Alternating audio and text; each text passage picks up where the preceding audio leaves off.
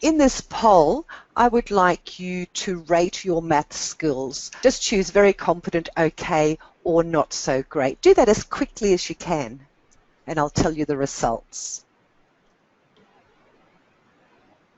All right, so maybe not surprisingly, because you've joined this webinar today, the majority of you feel that you're okay at maths. We've got a few that are very competent, so that's really fantastic, and we want to hear from you as well today. And some of you say not so great, so I hope those of you who say not so great will find great value in what we do today. Thank you for that. So we're going to go on to another poll, because how you feel about maths translates into your level of confidence when you work with teachers and support students. So let's have a quick look at how you feel about doing maths support by answering these questions. So if you're timetabled to do a maths support session, how do you feel? All right. Well, that's great to see. 69% of you said you feel confident doing a maths support session, and only 23% are hesitant, and 8% would do anything to avoid it. So again, I hope that all of you find it useful today, and it really is helpful for us to know how you rate yourselves. So there are many reasons we think of maths as difficult. And according to Rob Prophet-White, who's a principal advisor for mathematics with the Department of Education and Training in Queensland, he believes that maths anxiety is passed on to students. So if you're feeling anxious about supporting students, they will pick it up. He also believes that children learn maths better when they have opportunities to talk about it and to use it to solve problems that are relevant to them. And lastly, children need to know that it's okay to make errors and learn from these. After all, when you were a young child writing a story, for example, we don't say, oh, the story is wrong because you've misspelled a few words or didn't set it out perfectly. So one of the reasons maths can cause anxiety is when we have to use maths vocabulary, which is quite different to other vocabulary we're familiar with. It's like if you go to a staff meeting or a workshop and the person speaking are using lots of unfamiliar words. They might use words like metacognition or acronyms such as ZPD, and then we lose the ability to make sense of what we hear if they use too many of those words.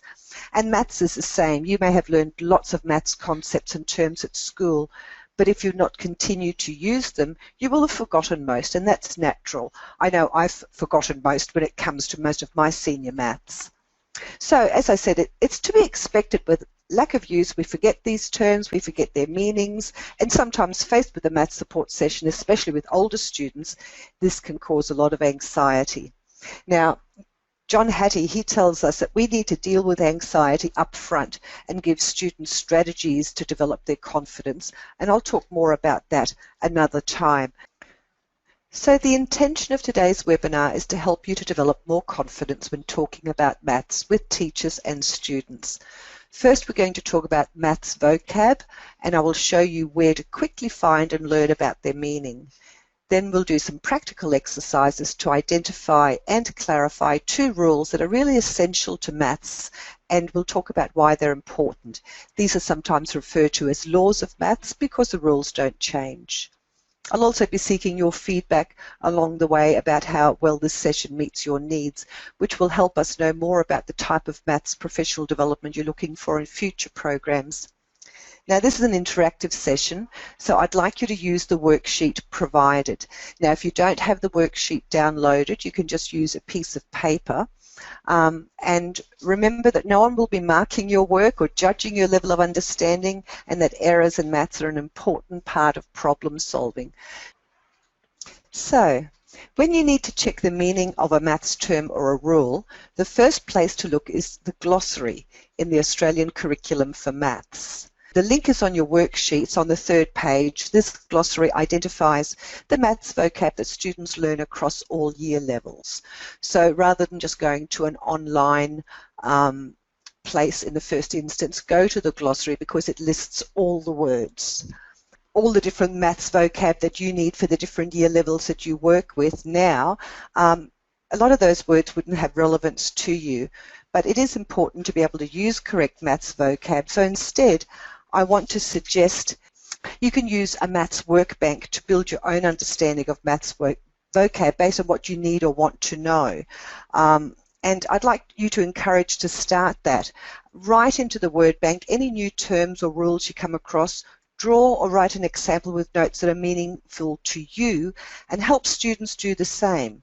So when we have to show or explain something to someone else, it also helps us check our own understanding. So that was the maths word bank. As I said, the maths vocab you'll come across depends on the year level you work with. Another great resource to find the meaning of maths words such as algebra, integer, arrays, index notation is to use an online maths dictionary, such as this one by Jenny Ether. I'm not sure if you've seen it before, but it's a free interactive maths dictionary. There are many others. Just simply do a search, but well worth using. There are a couple of Australian websites that I think are really helpful for maths concepts. One of my favourites is by Eddie Wu, and he's a maths teacher, and all the videos on his WooTube channel are recorded live in class, making them very real for students as well. ABC Splash is the other website I really like. It's a trusted site, and you can search by topic and year level and the type of resource you're looking for, such as a video or a game or a teaching resource. So please use these to take the mystery out of maths vocab, and remember to apply the same rules about any anxiety you have about maths to your students, and ask teachers who are responsible for your maths lessons when there's something you don't know. Make sure they know when you need help too. It's not your responsibility to go home and spend hours learning something that you're unfamiliar with. Very important to talk to your teachers. We're now going to go on to talk about some maths rules or some properties, and we're going to be learning about the commutative and associative properties of maths. And at the end of this webinar, you should be able to use the commutative property and associative property for addition and for multiplication. These properties are common sense, and you have been using them since primary school. And the long-term intention of this is for you to develop your confidence. So when you talk to students about maths, you feel confident about